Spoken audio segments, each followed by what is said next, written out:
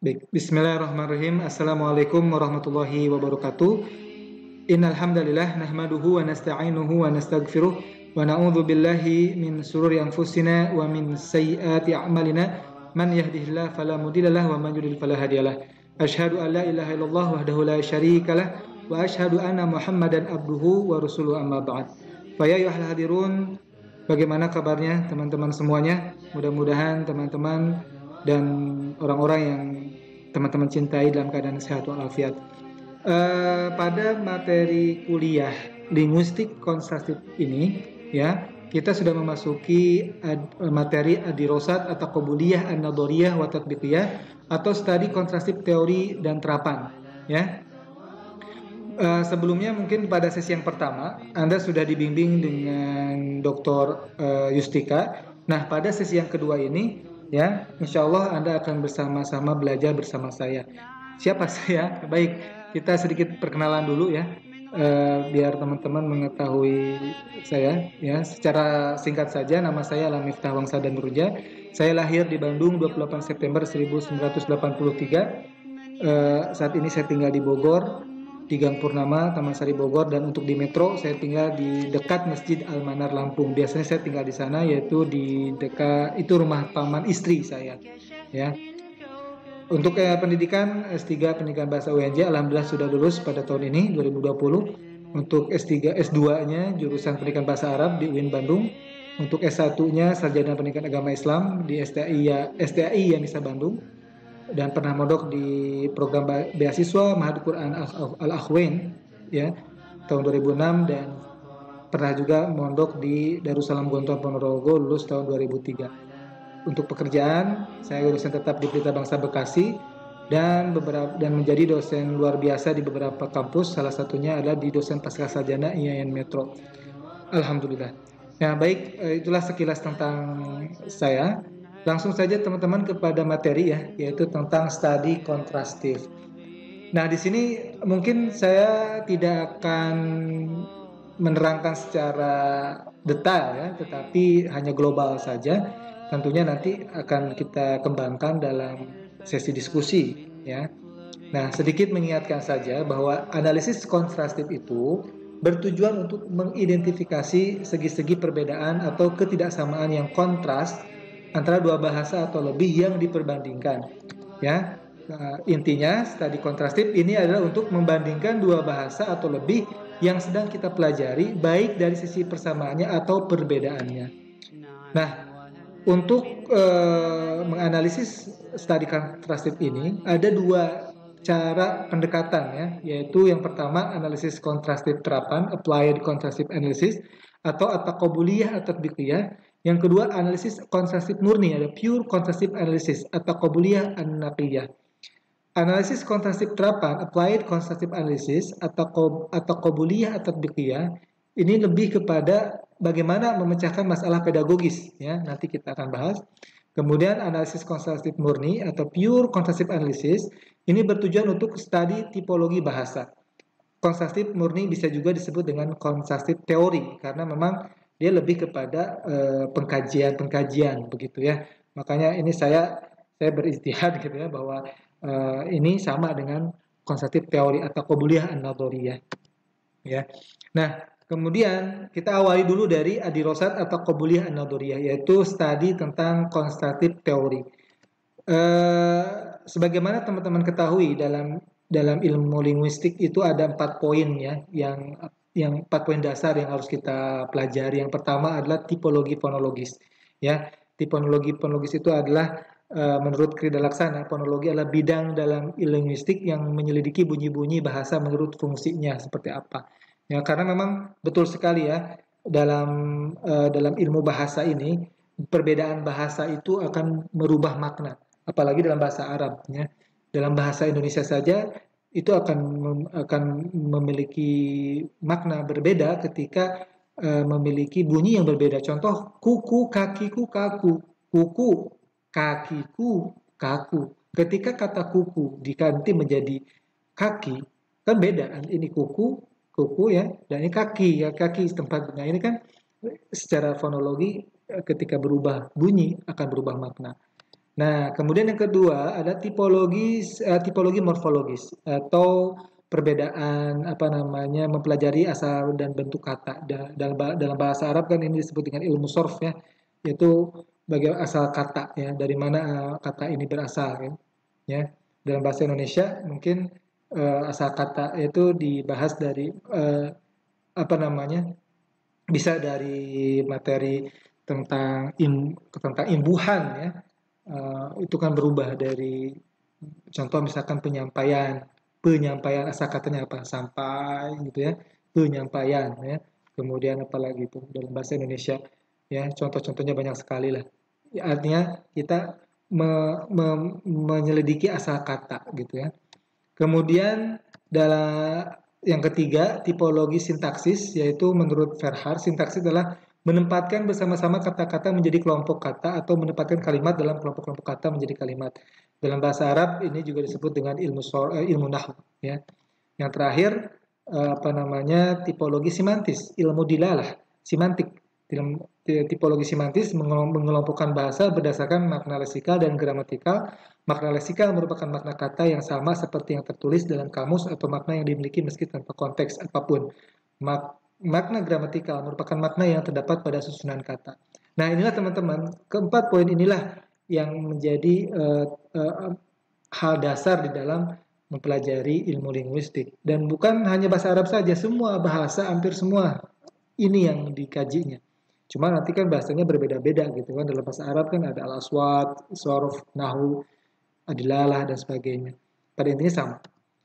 Kemudian analisis kontrastif terapan. Nah, applied contrastive analysis ya atau qabuliyah atau tatbiqiyah ini lebih kepada bagaimana analisis kontrastif diterapkan pada ilmu mengajar gitu ya. Jadi lebih kepada pembelajaran bahasa asing ya, maka inilah yang digunakan.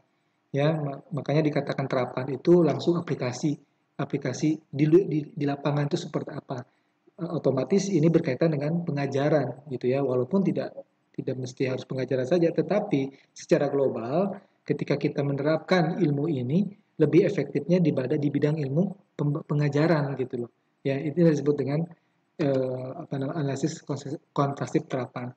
Oleh karena itu linguistik kontrastif terapan ini lebih kepada 3 poin ini. Yang pertama, menghindari kesalahan dalam pembelajaran bahasa asing ya.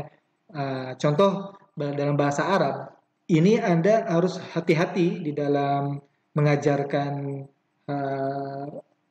makhrajul huruf ya, antara syakaro dan sakaro. Contohnya gitu dalam ayat Allah dalam Al-Qur'an misalkan la in syakartum la azidannakum, apabila kalian bersyukur kan maka akan ditambahlah nikmatku, istilahnya seperti itu. Tapi ketika dibacanya la in sakartum, apabila kalian mabuk, maka akan ditambahlah mabuknya gitu ya, pusingnya. Nah, ini hati-hati ini. Nah, ini peran sebagai guru bahasa mempelajari ilmu kontrastif ini ya. Jadi harus hati-hati di dalam pembelajaran al-aswat atau tajwidnya gitu kan, cara makhrajul huruf dan sebagainya. Kemudian membantu transfer antara dua bahasa dalam proses penerimaan teks, kemudian juga untuk mencari kesamaan leksikal dalam proses penyusunan kamus dua bahasa. Nah, pada akhirnya teman-teman, Profesor Muhammad Daud dalam bukunya Al-Arabiyah wal Ilmu Al-Lughah Al-Hadis yang mengklasifikasikan bahwa membuat sebuah bagan yang sangat bagus sekali seperti ini, dia menyimpulkan bahwa cabang-cabang linguistik ya, baik itu berdasarkan pendekatan nadori atau pendekatan at-tatbiqi, maka kedua pendekatan ini akan menurunkan turunan-turunannya, akan menghasilkan beberapa turunan cabang-cabang ilmu gitu ya. Dari segi nadori saja, misalnya dari nadori ini ya. Oh ya, maaf. Belum. Baik. Nah, dari nadori ini teman-teman, mohon maaf ada kesalahan teknis. Nah, nadori ini ada madah dan ada manhaj. Madah itu adalah tema-tema tentang aswat, sorof tadi ya, atau rokib, dilalah, ini tentang nadori tadi itu. Ya. Adapun al-manhaj ini adalah metodologi lebih kepada metodologi penelitian atau metodologi pendekatan ketika kita ingin meneliti tentang bahasa, maka bisa digunakan beberapa metode seperti ini. Ada metode wasfi dan tarikh. Apa itu metode wasfi dan tarikh itu adalah metode deskriptif atau metode sejarah. Salah satu contohnya ketika teman-teman ingin menganalisis atau ingin membuat sebuah penelitian bagaimana pembelajaran bahasa Arab di zaman Khulafaur Rasyidin, ya, maka ini menggunakan metode sejarah.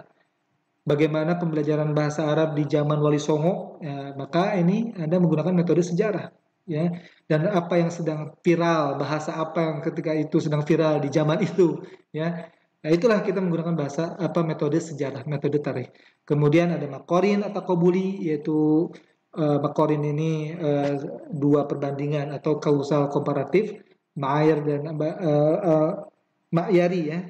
Ma'yari dan binyawi ini adalah normatif struktural, dan tasnifi ini adalah metode taksonomi, ya, metode taksonomi. Ini lebih kepada metode penelitian sih sebenarnya. Nah, adapun teori at-tatbiqi atau studi kontrastif at-tatbiqi, ya, atau kontrastif terapan, ini akan melahirkan ilmu-ilmu yang lainnya. Contoh ketika ilmu bahasa digabungkan dengan ilmu sosiologi, maka jadilah ilmu lughah al-ijtimai, ya, sosiolinguistik. Ketika ilmu linguistik diintegrasikan dengan ilmu psikologi, maka lahirlah ilmu lughah an-nafsi atau ilmu psikolinguistik. Ketika ilmu bahasa digabungkan dengan ilmu geografi, maka lahirlah ilmu lughah geografi. Ketika ilmu bahasa digabungkan dengan ilmu politik, maka lahirlah ilmu lughah asiasi. Ketika ilmu bahasa digabungkan dengan ilmu informasi komunikasi, maka lahirlah ilmu lughah al-i'lami. Ketika ilmu bahasa digabungkan dan diintegrasikan dengan ilmu medis, maka lahirlah ilmu lughah at-tibbi atau linguistik medis.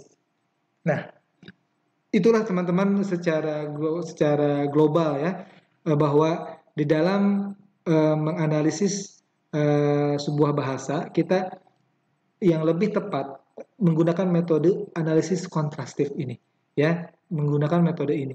Dan ada dua pendekatan untuk mempelajari ilmu analisis kontrastif ini, yaitu yang pertama adalah pendekatan an-nadhari, bagaimana kita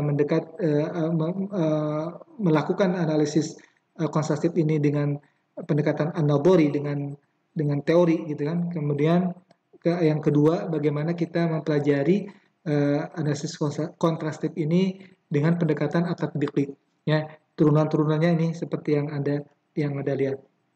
Baik, itu saja mungkin sedikit tambahan ilmu pengantar dari sesi yang kedua ini, ya.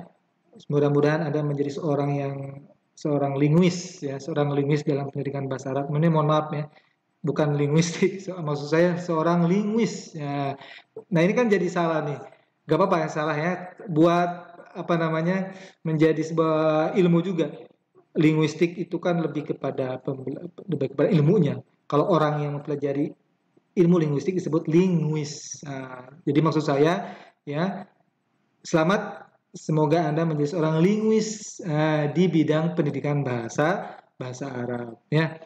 Itu saja teman-teman, mudah-mudahan apa yang kita pelajari pada hari ini bermanfaat untuk kita, dan saya harapkan kepada Kosma, ya, atau ketua mahasiswa untuk segera menghubungi saya untuk nanti kita bisa belajar bagaimana untuk mendiskusikan pembelajaran kita selanjutnya. Sekali lagi mohon maaf atas kekurangan saya, ya. Apa yang saya sampaikan ini tidak terlepas dari ilmu yang saya miliki. Tentunya masih banyak sekali kekurangannya, saya mohon dimaafkan. Terima kasih.